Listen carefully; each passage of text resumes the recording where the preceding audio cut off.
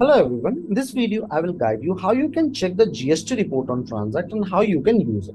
So for that, first of all, you may need to go in our reports module, click on browse module, and then you need to click on reports and intelligence. Once you will come in reports and intelligence, so please check, here is the list of reports.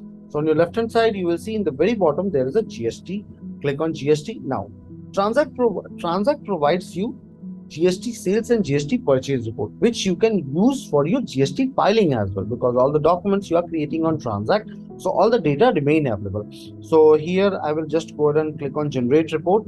Now you need to select the month. So suppose I selected the last month, and then after I clicked on generate report. Once I clicked on generate report, please check. It provides you the invoices which are created along with the error. So while filing the GST, there are certain points which are mandatory. So Transact provides you upfrontly that which in this particular invoice, what is the error. So suppose here HSN is not available. Here item with zero tax rate is available. So accordingly, you can go ahead and check in the invoice and make the changes as well. And then after you can use this particular report for filing. So what all details are next? Billing address, GSTIN, delivery address, place of supply. As I mentioned, HSN is not available. Description, quantity, then after item value, taxable value, IGST, and remaining details are there.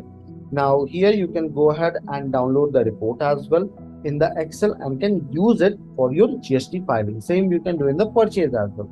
I hope this video will be helpful to you in order to go ahead and check the GST report. Have a good day ahead.